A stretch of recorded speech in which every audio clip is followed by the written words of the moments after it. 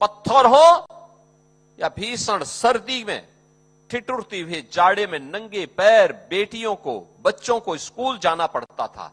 आज उनके लिए जूते मोजे की व्यवस्था है, स्वेटर की व्यवस्था है, यूनिफॉर्म की व्यवस्था है, बैग और बुक्स की व्यवस्था है।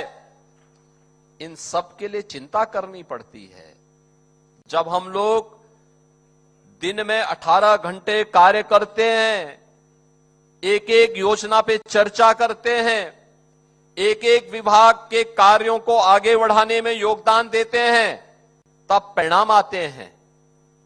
और जब बबुआ की तरह ही कोई 12 बजे सो के उठता, 2 बजे तक तैयार होता, 5 बजे जिम जाता और फिर 7 बजे वापस आकर के उनकी अपनी महफिल जम जाती, तो कहां प्रदेश के लिए समय है? पहले यही होता था, प्रदेश के लिए समय नहीं था।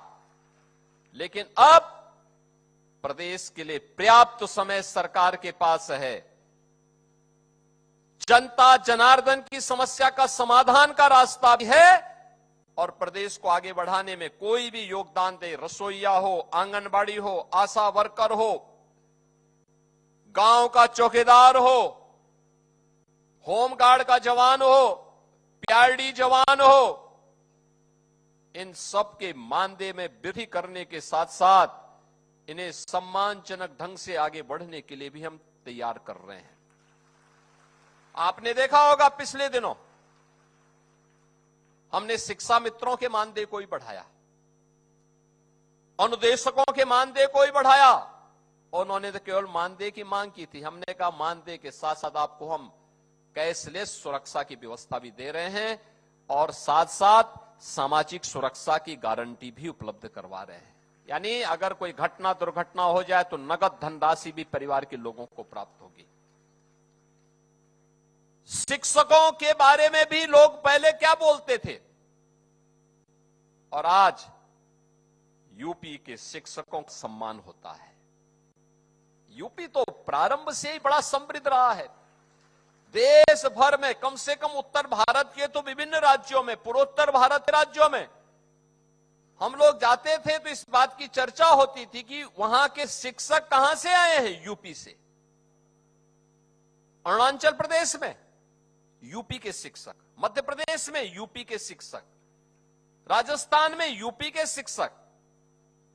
यूपी शिक्षा की भी भूमि थी। काशी तो प्राचीन काल की हमारी ज्ञान की आराधना की भूमि रही है।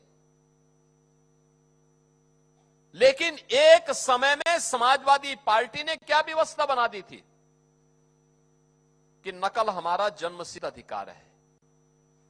और जो बाबूजी कल्याण सिंह जी ने प्रदेश को एक पहचान दी थी, समाजवादी पार्टी ने एक झटके में नकल के माध्यम से प्रदेश के अकल को ही नीलाम करने का काम किया था।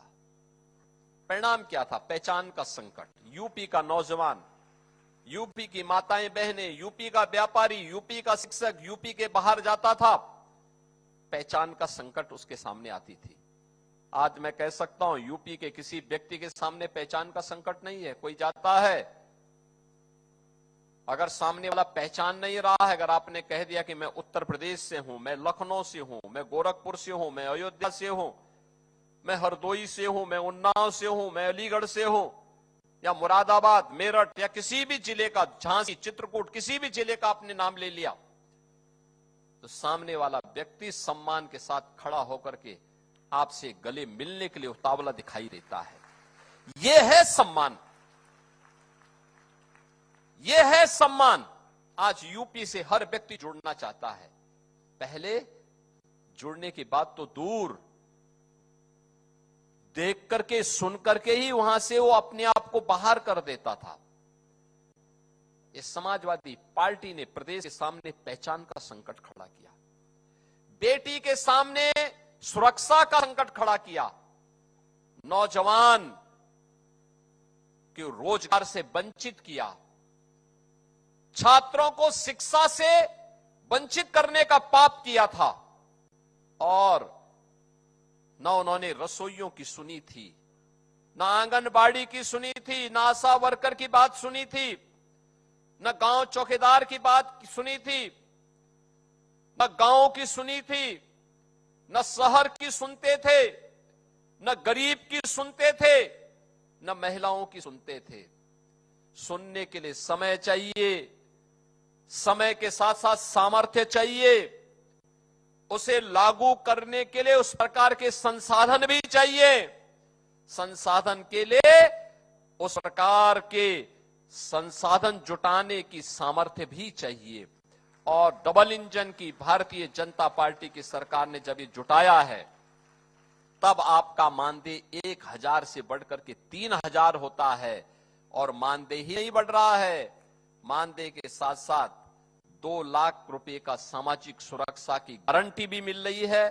5 लाख रुपए का प्रतिवर्ष, यानी 5 लाख रुपए प्रतिवर्ष आप स्वास्थ्य के लिए खर्च कर सकते हैं, पैसा सरकार देगी। कार्ड आपको जो मिलेगा वह कार्ड के आधार पर कहीं भी आप जाएंगे उपचार की सुविधा आपको उपलब्ध हो जाएगी। और साथ साथ ड्रेस के लिए ही अब ये राशि साल भर में जो पहले 500 रुपए मिलते थे, अब वह बढ़कर के 1000 रुपए आपको प्राप्त होगा कि आप अपनी यूनिफॉर्म में साल भर में 2 यूनिफॉर्म आप आराम से अपना बना करके अपने विद्यालय में जा सकते हैं। मेरी आप सबसे अपील, आरडी जवान हो, इन सब के मानदेय में वृद्धि करने के साथ साथ इन्हें सम्मानजनक ढंग से आगे बढ़ने के लिए भी हम तैयार कर रहे हैं। आपने देखा होगा पिछले दिनों हमने शिक्षा मित्रों के मानदेय को ही बढ़ाया, अनुदेशकों के मानदेय को ही बढ़ाया। उन्होंने तो केवल मानदेय की मांग की थी, हमने कहा मानदेय के साथ साथ आपको हम कैशलेस सुरक्षा की व्यवस्था भी दे रहे हैं और साथ साथ सामाजिक सुरक्षा की गारंटी भी उपलब्ध करवा रहे हैं। यानी अगर कोई घटना दुर्घटना हो जाए तो नगद धनराशि भी परिवार के लोगों को प्राप्त होगी।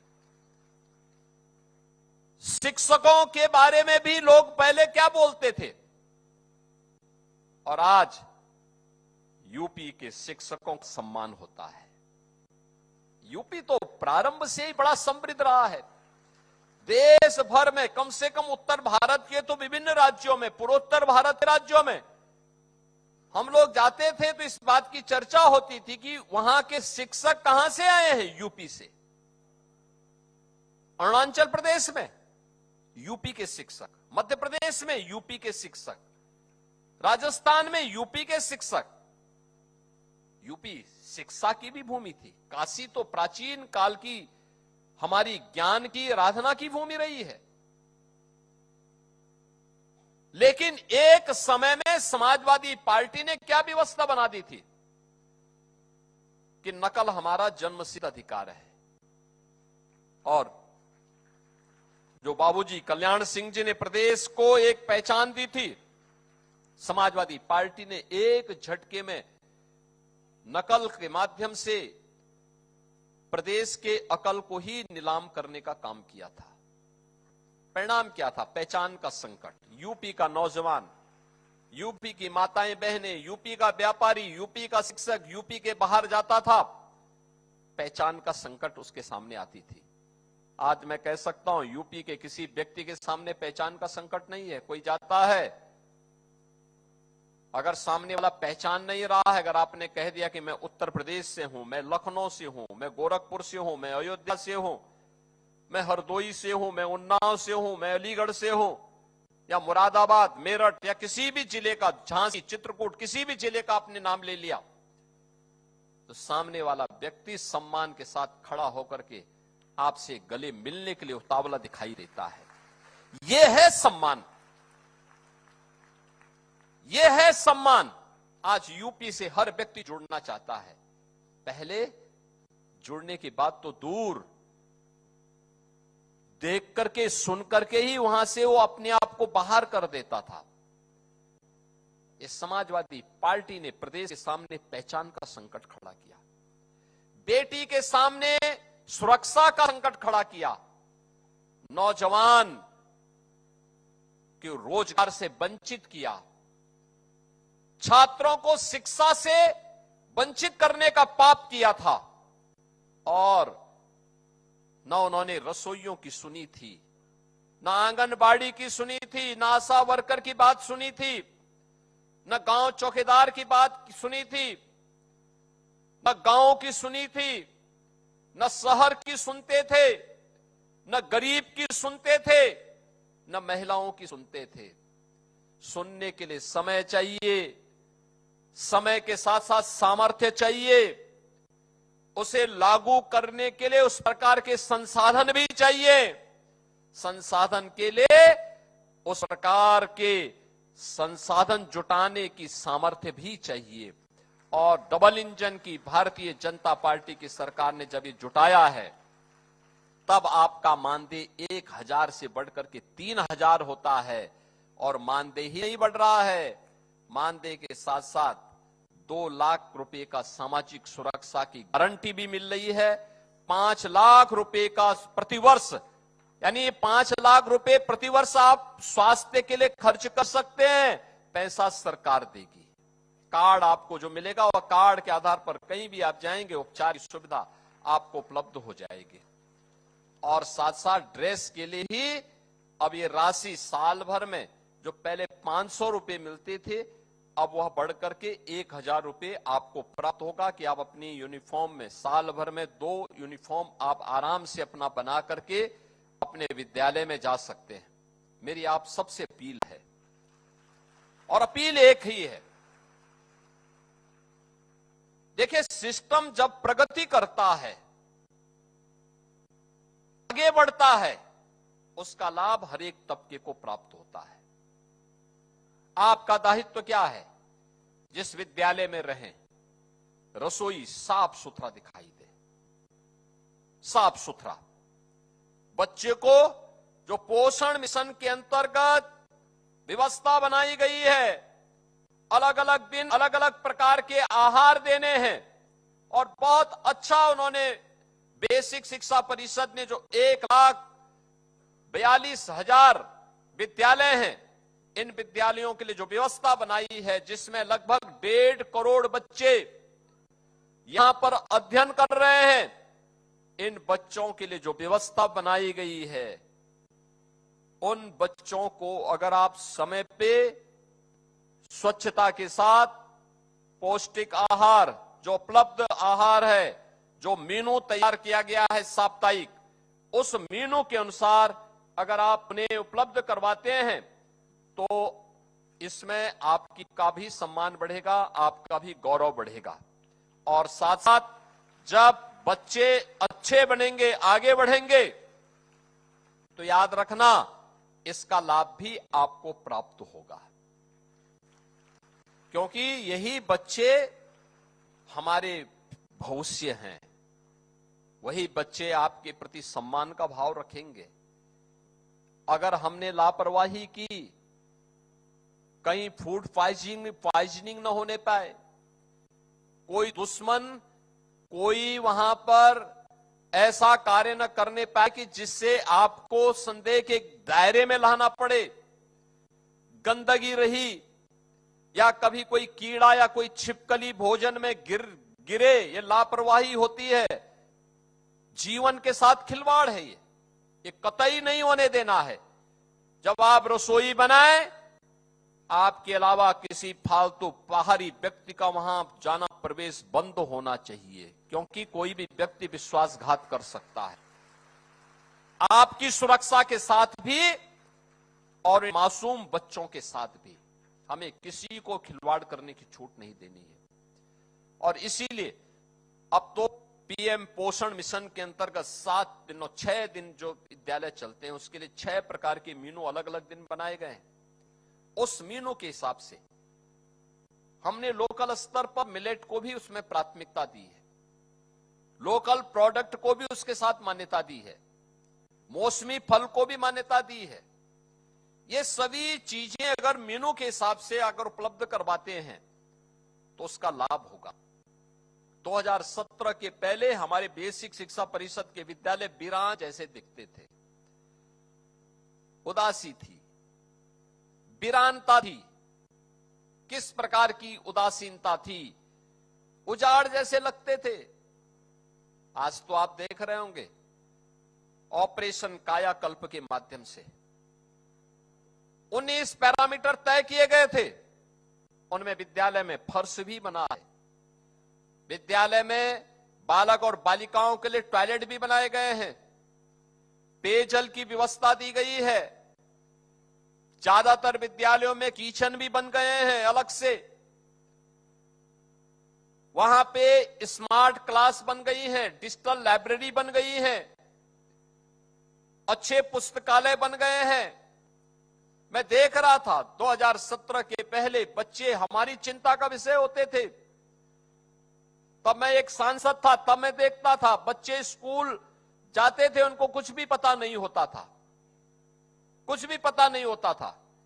आज मैं देखता हूं उन बच्चों को अक्सर ज्ञान भी है, वाक्य विन्यास की जानकारी भी है, गणित की जानकारी भी है, साइंस की जानकारी भी है, इंग्लिश की जानकारी भी है। अब ये बच्चे आगे बढ़ रहे हैं, ये बच्चे आगे बढ़ेंगे तो देश आगे बढ़ेगा, देश आगे बढ़ेगा, हर भारतवासी का सम्मान होगा और हर भारतवासी सम्मान और समृद्धि को प्राप्त करेगा। तो प्रधानमंत्री जी के विजन के अनुरूप विकसित भारत और आत्मनिर्भर भारत के लक्ष्य को प्राप्त करने में शिक्षा विभाग के योगदान को भी कोई रेखांकित करने से चूकेगा नहीं। उस दिशा में इस प्रयास को आगे बढ़ाना है। मैं आप सबसे कहूंगा, इस वर्ष के अंत तक हमारा मुख्यमंत्री कंपोजिट विद्यालय का मॉडल भी आने वाला है। मैं आपसे कहूंगा, कभी जाकर के अटल आवासीय विद्यालय को देखिए। इस डबल इंजन की भारतीय जनता पार्टी की सरकार ने अंतिम पायदान पर बैठे हुए व्यक्ति के बारे में भी सोचा है, श्रमिकों के बच्चों के बारे में। कोई पूछता था? वे बच्चे घूमते रहते थे। आज हम उन बच्चों को 18 कमिश्नरी में 18 विद्यालय बना करके, आवासीय विद्यालय बना करके वहां लाए हैं। 18,000 बच्चे उन विद्यालयों में अध्ययन कर रहे हैं। याद करिए, कोरोना कालखंड, मैं आपका अभिनंदन करता हूं। उस समय जब प्रशासन ने आह्वान किया था तो आप लोगों ने उस समय रसोई बनाने में कोई संकोच नहीं की थी।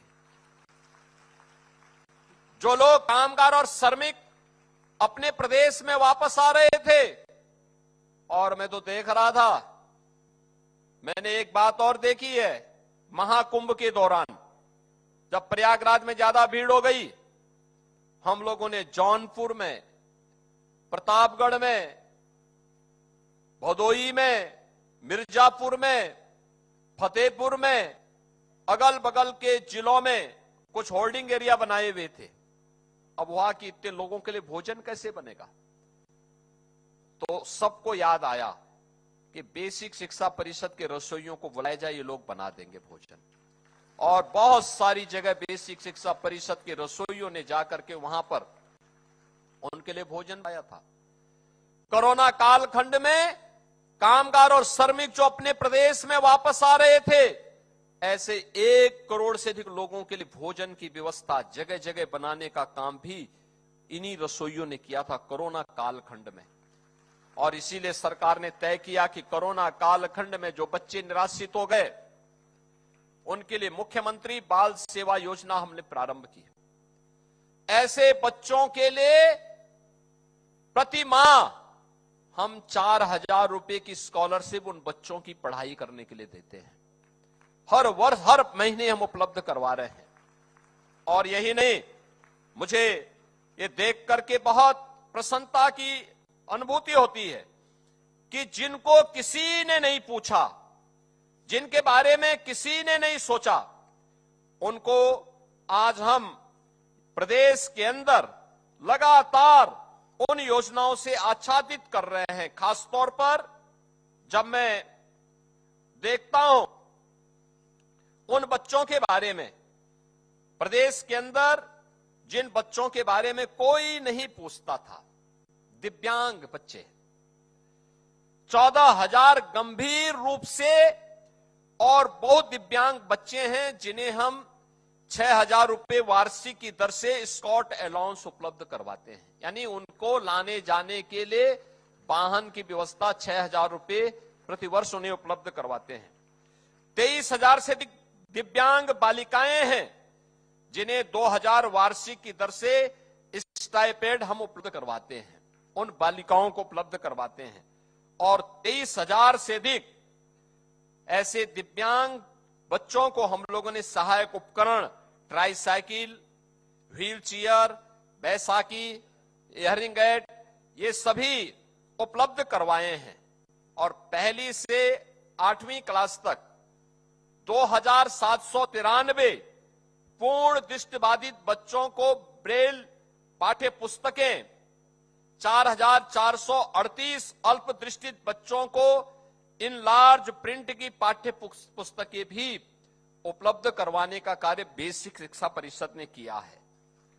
आज मुझे बताते हुए प्रसन्नता है कि हम लोगों ने जो स्कूल मर्जर किए थे वहां पे बाल वाटिकाओं का संचालन करते हुए स्पेशल एजुकेटर का भी वहां तैनाती की है और 10,000 से अधिक ऐसे एजुकेटर तैनात करते हुए वहां पे हम लोगों ने उन बच्चों को पोषण से युक्त करने की दिशा में एक कदम बढ़ाया है। मेरा मानना है जिस देश का बचपन स्वस्थ होगा वही देश समर्थ भी होगा। प्रधानमंत्री जी भी इस बारे में बार बार कहते हैं, स्वस्थ और समर्थ एक दूसरे के पूरक हैं और उसी दिशा में गरीब बेटियों को कोई नहीं पूछ पाता था। प्रदेश के अंदर कुल 446 के आसपास कस्तूरबा गांधी विद्यालय थे, 8वीं तक चलते थे। 8वीं के बाद वे बेटियां स्कूल नहीं जा पाती थी। हमने कहा भी ये हर विकास खंड में होना चाहिए और मुझे प्रसन्नता है आज बेसिक शिक्षा परिषद ने प्रदेश के सभी 825 विकास खंडों में कस्तूरबा गांधी विद्यालय बनाने के कार्यक्रम को आगे बढ़ाया है। आप सोचो ये बेटियां स्कूल पढ़ पाएंगी और विद्यालय अब 8वीं तक नहीं 12वीं तक चलेंगे। इसके निर्माण के कार्यक्रम को भी आगे बढ़ाया जा रहा है। मुझे प्रसन्नता है कस्तूरबा गांधी विद्यालय में आईसीटी लैब स्थापित किए जा रहे हैं और इसे आगे बढ़ाने का कार्य भी निरंतर हम लोग एक दिशा में आगे कर रहे हैं। प्रोजेक्ट अलंकार के अंतर्गत भी प्रदेश सरकार ने अनेक कदम उठाए हैं। माध्यमिक शिक्षा के स्तर पर पुराने और जर्जर भवनों को नए भवन के रूप में बदलने का काम किया है। कुछ लोग जर्जर भवनों को फोटोग्राफ्स सोशल मीडिया में दिखा रहे हैं। जिन लोगों के इशारे पर दिखा रहे हो ना, ये उन्हीं के स्मारक हैं जिनके इशारे पे दिखा रहे हो। हमारे यहां जाना है, प्रोजेक्ट अलंकार के अंतर्गत जो नए भवन विद्यालयों के बने हैं, ये आज की नई शिक्षा व्यवस्था की जो नकल मुक्त, अकल से युक्त शिक्षा प्रणाली का आधार बन रहा है और समय सीमा के अंदर परीक्षा होना। 17 के पहले 3 महीने परीक्षा में लगते थे, 3 महीने परिणाम में लगते थे, तो 6 महीने तो यही गायब हो गए। 3 महीने अन्य अवकाश में और कर्फ्यू में व्यतीत हो जाता था। 3 महीने भी नहीं मिलते थे बच्चों को पढ़ने के लिए और अब 14 दिन में परीक्षा, अगले 14-15 दिन में परिणाम। यानी जो 3 महीने में होता था उसको 1 महीने के अंदर पूरा परिणाम देकर के हमने 6 महीने का काम 1 महीने के अंदर पूरा किया है। यह है कार्य की कुशलता और यही है स्किल डेवलपमेंट, यही स्किलिंग है। ये नए यूपी को, यहां के स्केल को स्किल में बदलने का काम आज हमारी शिक्षा व्यवस्था कर रही है और उसका आधार बेसिक शिक्षा परिषद बन रही है। मुझे प्रसन्नता है। मैं आप सभी रसोइया बहनों से कहूंगा, एक साथ पहली बार 4 योजनाओं से आप जुड़ रहे हैं, 4 प्रकार की योजनाओं से। कभी नहीं हुआ, कभी किसी ने नहीं दिया। सपाई तो आकर के सबको निकाल करके अपने लोगों को बिठा करके फिर बच्चों के भी इस मिड डे मील पर डकैती डलवा देते थे। आज तो कोई नहीं छेड़ सकता। अब तो हमने व्यवस्था दे दी है, यानी कितना आपको मिला है? 1000 से बढ़कर के 3000, 500 साड़ी के लिए भी दिया पहले, और अब 1000 रुपए उसको भी किया जा रहा है। 2 लाख रुपए की सामाजिक सुरक्षा की गारंटी भी, और 5 लाख रुपए प्रतिवर्ष कैशलेस स्वास्थ्य की सुविधा भी आपको उपलब्ध करवाई जा रही है। इतनी सुविधाएं मिल रही हैं। इस सुविधा में अब शासन की अपेक्षा है, बच्चों के लिए पोषण, पौष्टिक आहार तैयार करिए, विद्यालय के वातावरण को स्वच्छ सुंदर बनाने में अपना योगदान दीजिए। बाकी बीजेपी की डबल इंजन सरकार पर विश्वास करिए, सरकार आपकी सभी समस्याओं का समाधान करेगी। आप सभी के प्रति मेरी मंगलमय शुभकामनाएं हैं। आपको रक्षाबंधन की भी हृदय से बधाई देता हूं। धन्यवाद। जय हिंद,